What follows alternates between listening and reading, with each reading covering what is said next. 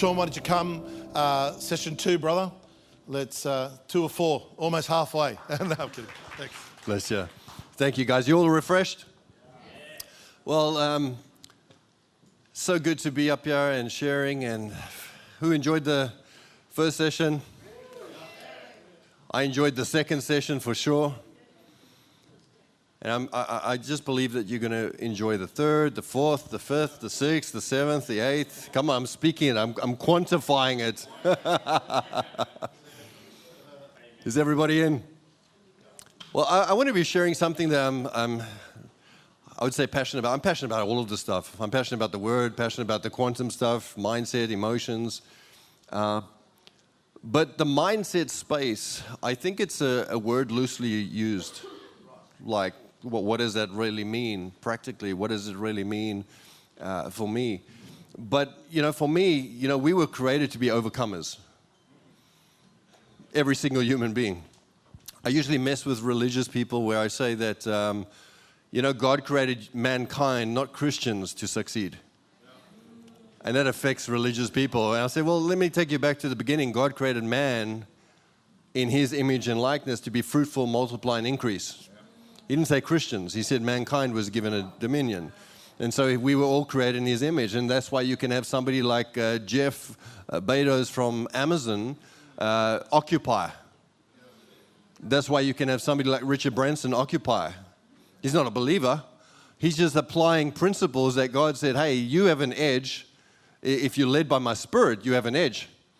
But all they're doing is doing the principles. They're applying the laws. They're renewing their minds. They're dealing with their emotions. They're operating in the quantum space. They learning how AI works. They're managing financials properly. They're doing all the right practical things, and they succeed. Right? And so, we are all created to succeed and have mindsets. And I want to talk to you this session particularly about 3 foundational mindsets I believe every single person should have if you want to succeed. Now, let me say that in this room, right, everybody's at a different level. You may have people in startups. You may have people in $1 million a year business, maybe 10 million, 20 million. I've met a few billionaires. We've had a few people. My father-in-law was the head of the business person's ministry in South Africa. And we had stock-listed companies. We had friends. We used to fellowship. My life changed when I got into new environments with people that think differently.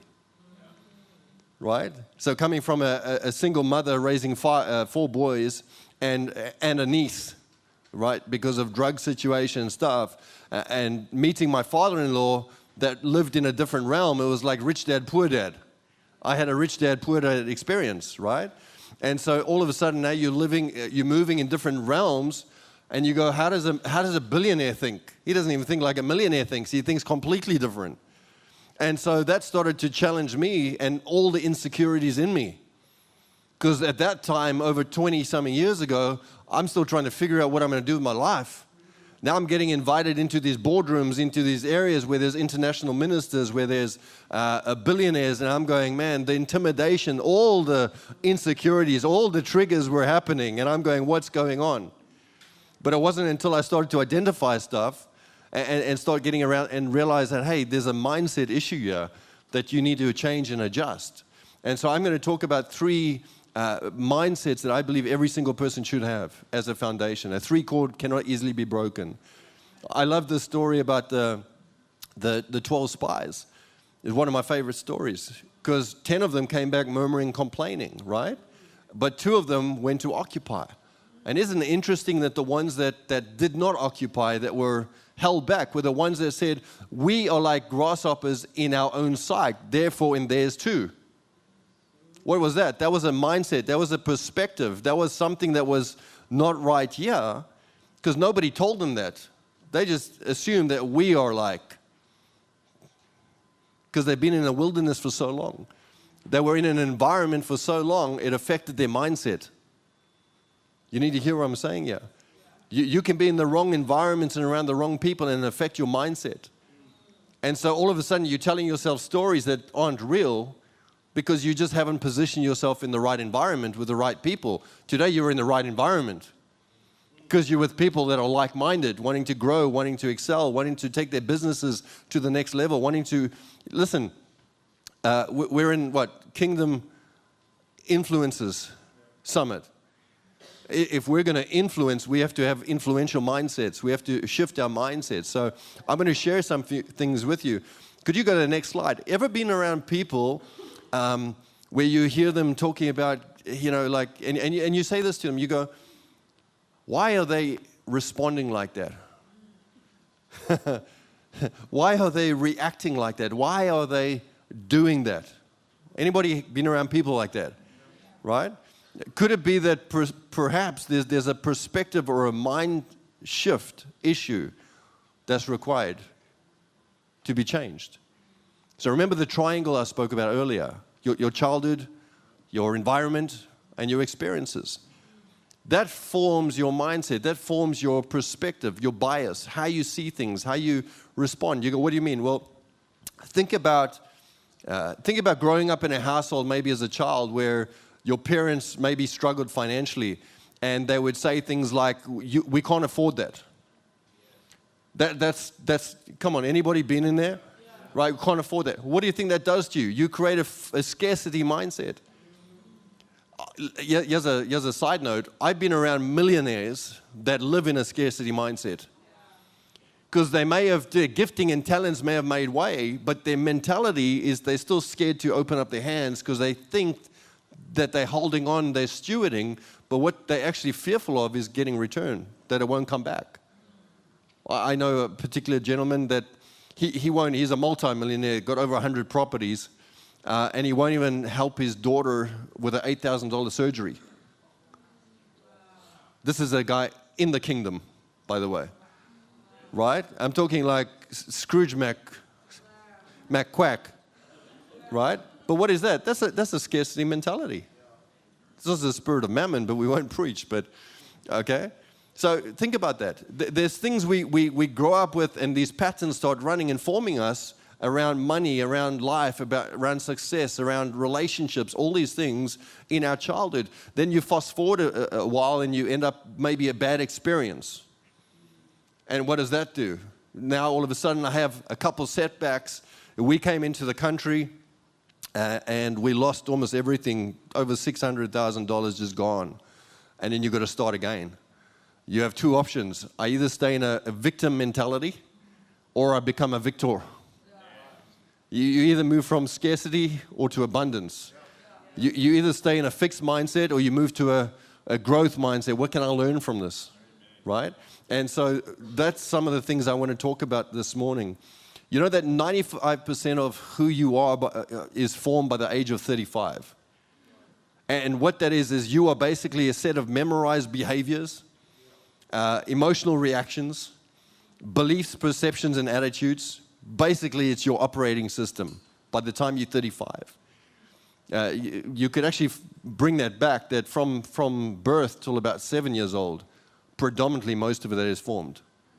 Okay?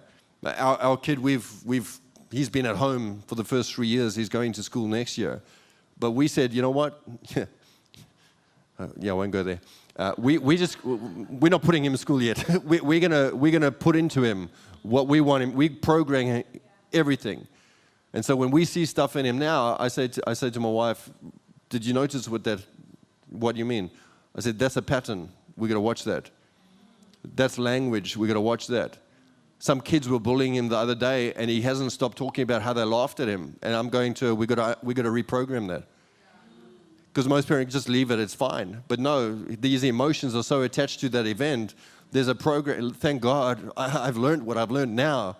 That at 3 years, I'm watching that and going, okay, I need to start unprogramming that now, so that he doesn't go through his whole life with rejection or low self-esteem because of what some kids did to him. People think that, 3-year-olds are getting programmed. 2-year-olds are getting programmed, So I want to talk about these few things. How much time we got? We've got 35 minutes. We'll get through. Just so you know, I decided to design my sessions where the first one's a little bit heavier, the second one's a little bit lighter. Tomorrow morning will be a little bit heavier, where we deal with anxiety and fear, and then a lighter one to end the day tomorrow. But I've done it for a reason like that, that we can just digest everything. Could I go to the next one? So my family, I just want to give you a quick picture of my little Ezekiel. He's my miracle baby. They said we couldn't have a child, but God said, what's the promise? Ezekiel 37. I said, that's his name. He will come. 9 years we believed. There he is. My wife married for 15 years, very happily. But I was raised in a single household where my mother raised us from 5. Okay. So you can imagine that there were a lot of mindset issues, a lot of things that we had to push through as we were growing up. The thing was this, I became entrepreneurial from young. I was operating illegal casinos by the time I finished high school. And when I was in school, I was taking avocados off neighbors' trees and walking around selling them. I was very entrepreneurial. I was doing stuff. I was making money. I was looking for ways to buy and sell. But the problem is I always got to a place and then it fell over. Got to a place and it fell over. Things were too hard. But it was a mindset that was hindering us. So can you go to the next slide? There's this quote of Henry Ford. I love it. He says, whether you think you can or think you can't, you're right. Whether you think you can or think you can't, you're right. You know that 75% of our success, okay, most of our success, 75% of it is psychology. 25% of it is what you do. Just think about that for a moment. And that's research. 75% of our success lies in the psychology, our mindsets, the way we see things, the way we respond to things. 25% is actually just what we do. And you can measure that. You can measure that. So I want to jump into the 3 mindsets I want to be talking about. Okay? Can you go to the next slide? The 3 mindsets I want to talk about that I believe you need to have is a victor mentality or a victor mindset, a growth mindset, okay, and an abundance mindset. I believe those are a 3 core foundation for every entrepreneur, every business person, every leader that you need to have more in this day than ever before. I call it an Elijah spirit. Okay, an Elijah mentality, because there's so many challenges and oppositions coming against us. You know, I'm so glad David started touching on the quantum realm, okay, because think about that. Matter and energy are fundamental components of the universe, yes? Yeah? So matter is anything that is made up or takes up space, correct? Yeah? So transfer of energy creates change in matter, yes? Okay, so thoughts are energy. Thoughts are energy. So our thinking alone can change matter, and it was proven. I was like, when David started talking, I was like, yes, I don't have to be the one that drops this and leaves it. You can pick it up and clean it up. But think about what I'm saying, yeah. If 3 mindsets that I'm talking about is, one is abundance, and my thoughts are continuously in abundance, not scarcity. What's happening? I'm changing the world around me. I'm changing the way I think. If I start thinking like a victor, what's happening? Things start aligning and changing differently. Yes, there's action and all that comes, but it starts with how we respond, what we think about, our emotional attachment to that. Then that starts to drive our behavior. Can you see that? So yes, behavior is a part of it. But it all starts in what's happening on the inside. How do I think about the situations? Am I thinking scarcity, there's not enough? Or am I thinking, you know what, there's an abundance. There's an abundance of clients for coaches. We don't have to walk around going, oh, who's going to be mine? No, there's an abundance out there. There's an abundance of IT companies. There's an abundance out there, of real estate companies and clients for them. There's an abundance, but when we get into this mentality of scarcity, of going, oh, there's competition, there's a new person that opened up around the corner, and did you see this brand? They've just launched down the road. What's happening? It's pushing me into this scarcity mentality, thinking that there's not abundance. And I'm like, I don't want to focus on them. I just want to focus on my assignment, and there's an abundance for me. There's abundance for them, right? And when things happen to us and go wrong, we move from a place of, you know what, I'm a victim, into a victor mentality. So it's not so much what happens to you, it's the meaning you give it, and then it's how I respond to it. So in other words, do I take ownership of it? Or do I let it own me? Do I own it, or does it own me? Come on, you with me? So I want to have a few. I actually want to. We won't use the board. I want to ask you a few questions, and you can shout out. We won't throw the mic. It's the only time I give you permission to shout out. I want to talk about these mindsets, but I want to ask you, what do you think some of the things are? So when you talk about modalities are the way I see, the way I hear, the way I feel, the way I start interpreting what's happening around me. Everybody familiar with that, yes? So you would agree with me then to say that if I'm seeing certain things in situations, I start seeing images for the way they are, right? Or if I'm hearing things, what does it sound like? So if I say to you, what does scarcity look like? What would you say?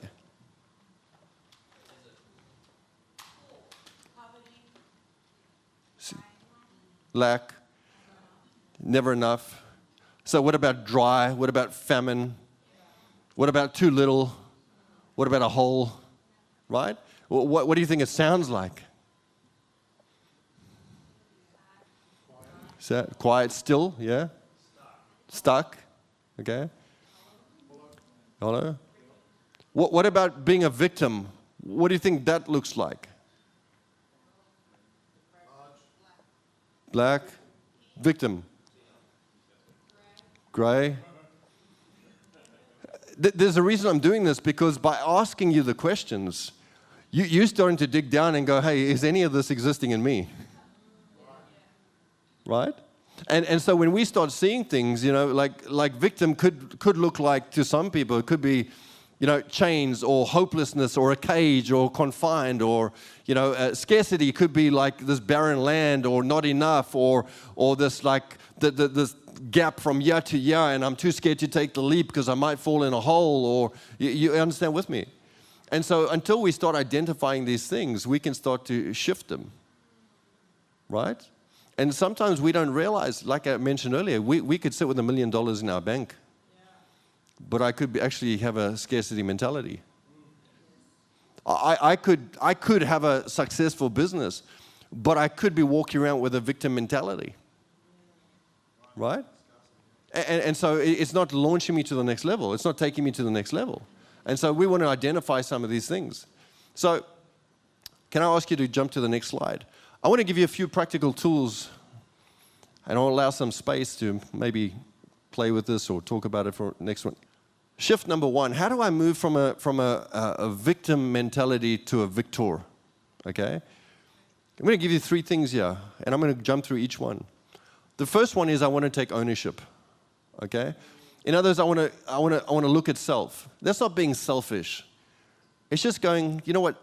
Things have happened. But what part did I have to play in it? Because, cause and effect, right? Cause and effect is real. And so people think that some things happen. Yeah, some things happen. COVID happened. Cash flow can happen, right? I'm not talking about things that were totally out of our control. But I guarantee for most of the things we deal with, there are things that we have a part to play in it. I was sharing with David the other day. We had a board meeting, and I walked into I could just see things weren't 100% where they should be in the organization, in the ministry. So I sat the whole team down, and I just said, hey, and I'm talking the exec team. This is the exec team. And I said, what's our vision? And the response was, ununified. Everybody was different. Close, but different perspectives. There was even some going that we're a marketplace ministry. And I'm like, okay. You know what I did? I repented. I owned it. I apologized. I said, you know what? This is my fault. I've been running like an A-type personality on too many things, but I need to own something and I need to fix it. I need to bring us back into clarity in casting this vision. I need to bring us back into alignment, who we are, what we're meant to do, and how we're going to do it. Which has just opened up creativity to a whole nother dimension now, and even a whole facelift, and creative juices started flowing, but I had to own it. So the first thing I did was, instead of being a victim, going, oh, why is this always happening? This is hard. Life is hard. Ministry is hard. Come on, give me David's people. No, I just gone, you know what? It's not their fault, it's my fault. I made an assumption we were on track and was okay, but the assumption was incorrect. So I've just gone, it's not one's fault, but let's fix it. The first thing is ownership. Second thing is reframing it. How do I begin to look at it from a different light? Now I'm going, this is exciting. We have an opportunity to readjust and make it even more clear, even bigger, even better, even more effective. What does that look like? Now we start reframing it. Then the third thing is, you've got to change our language around it. So your language around the circumstance. This always happens to me. Does it? Right? Why do bad things always happen to me? Why don't I get the lucky breaks? Why? Come on, anybody with me? And so our language barrier, and we just heard about it with the quantum dynamics that David was sharing, that we need to actually start changing our language. But not just the language we vocalize, the language we're listening to in our heads. Because you have control over that. And so we need to change our language. The next mindset, if you go to the next slide, is moving from a fixed to a growth. You know, when things go wrong with our organizations, our businesses, our life, even our family, listen, even marriages, this is not a marriage seminar, but let me tell you what, your primary business, your primary ministry is your family. And if we don't get our family right, everything else crumbles, right? And so we got to come back to go, okay, something's gone wrong. I can choose to have a fixed mentality where I'm unchangeable, I don't have to learn, I don't have to grow, or I can move from a fixed mindset to a growth mindset to go, look, let me ask the right questions. When I ask the right questions, I get the right answers. So what part did I play in this? What can I learn from this? I think COVID was one of the best things that could have happened. Remember, God turns all things together for the good of those who love Him.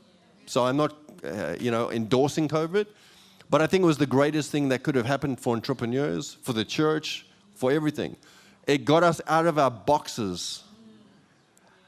And those that were positioned to go, this is coming, it's going to get shut down, I can either stay a victim or fixed mindset. I can be Blockbuster and tell Netflix it's okay, that's not what we do, we've always done things this way. I don't see Blockbuster around much, but I do see Netflix. But what could it have been like had Netflix said yes to Blockbuster? So all I'm saying is that I think we have to look at things different and start asking different questions to ourselves. And I think when we start asking ourselves different questions, then we start asking our teams the right questions. And when we ask the right questions, we start seeing things differently. But that's the foundation of growth mindset.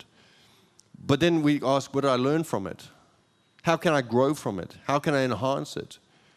But then how do I begin to anchor it? So how do I begin to anchor a future where it's exciting, where there's a better picture, where there's a better outcome, a better end? You're with me? How many, just out of curiosity, we're not there yet, but how many are actually getting provoked right now, challenged right now, triggered right now? Yeah? So I'm not just talking to myself, because I don't mind, like, this is good for me. Like, I'll speak it in the mirror, because I need to remind myself daily. But this stuff should be challenging us. We should be wrestling with some of this stuff. It's the foundation of everything. It's the foundation and psychology of everything. It's the foundation even to the Word of God. The Word of God's meant to be wrestled with. Not just ignored, but wrestled with. Not changed, but wrestled with. So, I don't think I don't think I want to change anybody.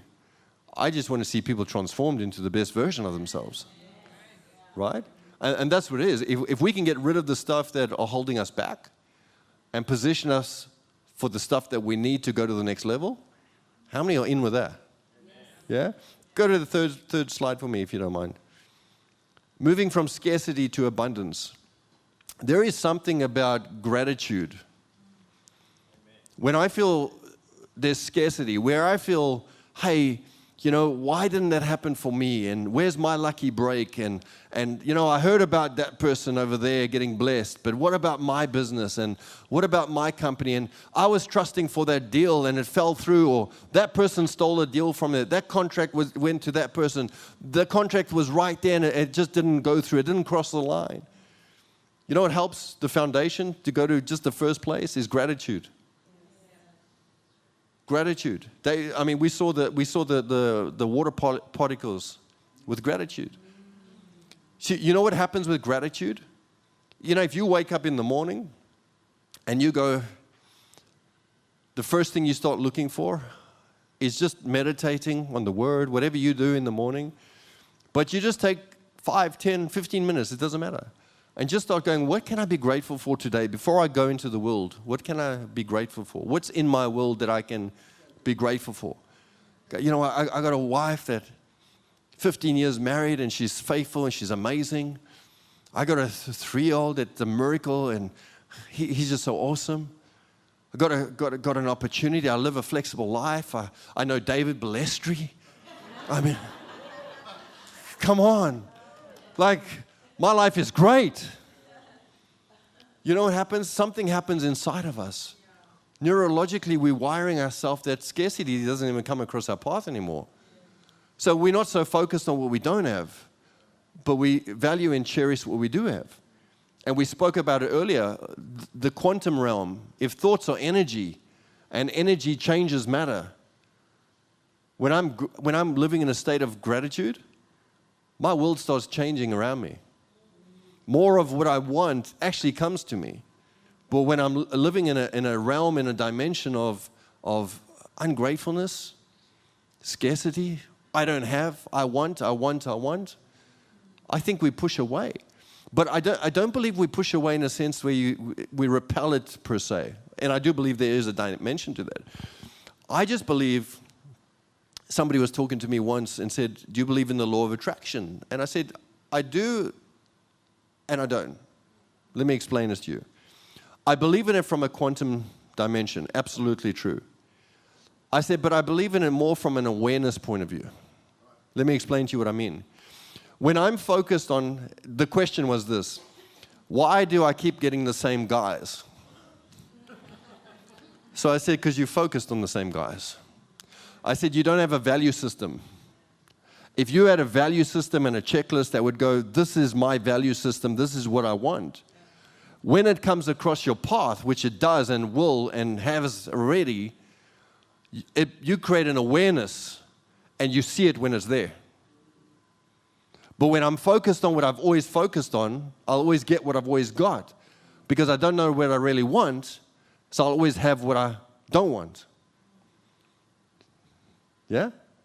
So when I start focusing on gratitude of more of the things that I'm grateful for, I actually start identifying more opportunities and the things I do want to come across my path. I believe 100% that you create more of an awareness and see opportunities more than you would have ever. Okay? The second is we've got to start reframing.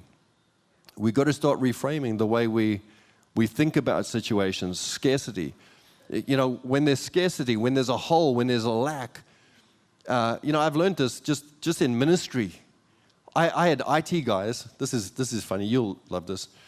They're trying to sell me a marketing plan using AI and all these things, and we're having a conference call, and they start asking me about return on investment. What would you need to achieve to measure up that your investment? Now I know they're using all the language like trying to set me up for a close, and I've gone, I guess people on the seats, and they're like, okay, what does that really mean?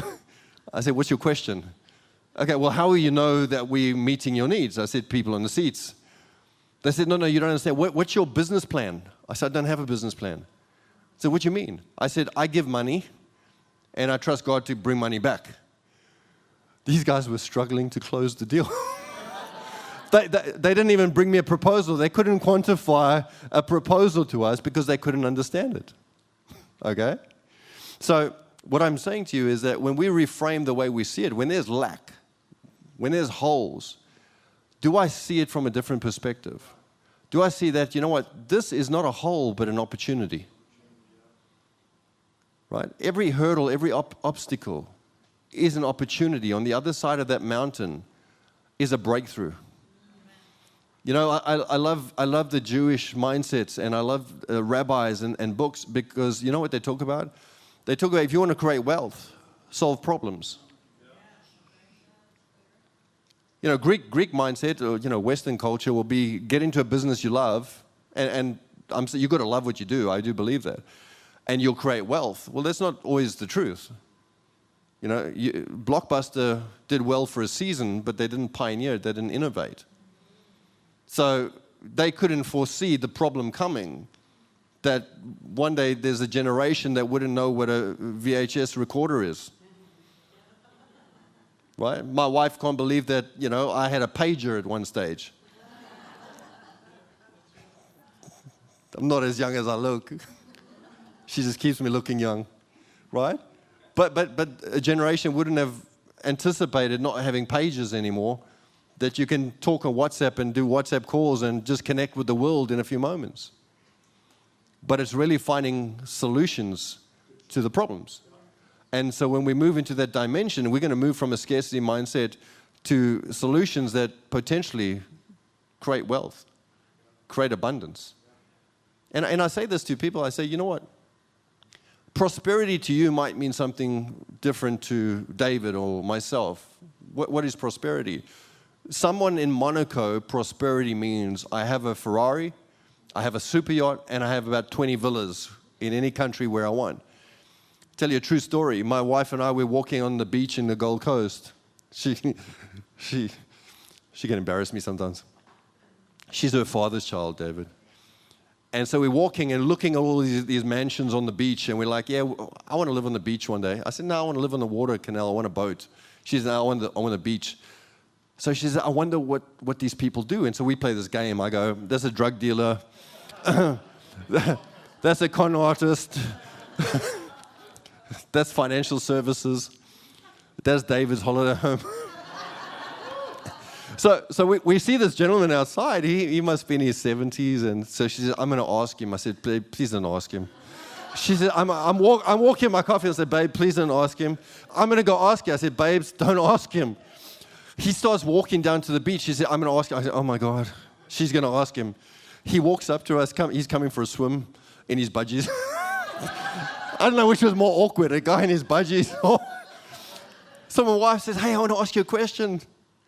He says, yeah, sure, what? She says, what do you do? I said, there it is. There it is.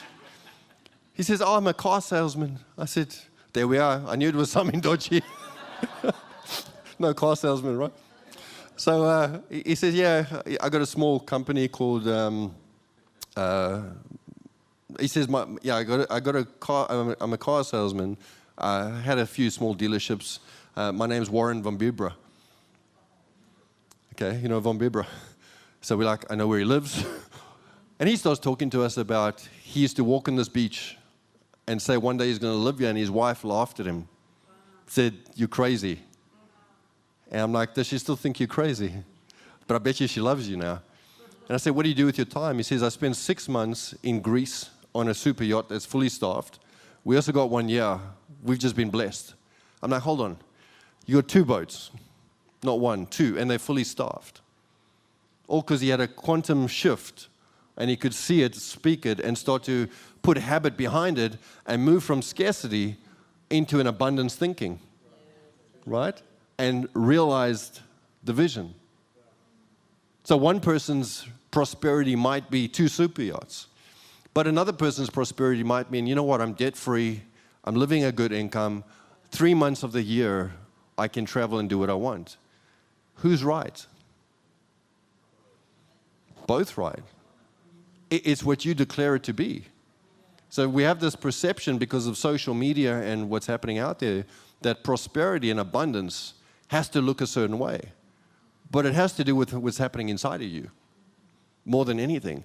That's a mindset. The quality of your life. You know what my thing is?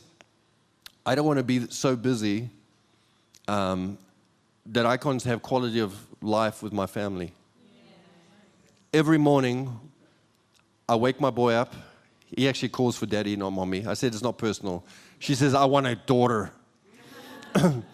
Every morning, I get to cuddle him, hug him, play with him while she does her thing in the morning. I make him breakfast, make her breakfast, have quality of life, spend time, and then I go work like a Trojan till I come home. And then every night, after I've done my thing, I put him to bed, I lie with him on the bed, we cuddle, we talk, and spend time with him. That to me is abundance. That to me is part of abundance. So we got to renew our minds to think what these things mean. What does it really mean to have abundance? What does it mean to have a growth mindset? What does it mean to actually live as a victor? I believe God has far over and above all that you could ask, dream, think, or imagine. But you have to discover for yourself what that means. But I believe these three mindsets are the foundation to catapult you and establish you into that realm. Before I do Q&A, I just want to read one thing. Can you go to that Ronald James Reed? Ronald James Reed. This guy, I came across him. He's a philanthropist, okay, American philanthropist. He was in the military. He served, I'm just going to summarize it. He served in the military. He served in the police force. And he was a janitor for most of his life. But when he died, when he passed away, he had left $1.2 million to the Brooks Memorial Library and about $4.8 million to a memorial hospital. Just as somebody that had come out the military, the police, and a janitor. This guy had a different mindset. If you had judged him and looked at him, you would have thought this guy must be doing it tough. But he found his value system in something else. But he had a mindset that going, I'm not going to live as a victim doing what I'm doing. I'm not going to live in a place of scarcity where I am. And I'm definitely not going to be in a fixed mindset. I have a plan and a purpose. And he fulfilled it. And he left legacy for generations to be enjoying it. And so can every single one of you if we just start adjusting our mindsets.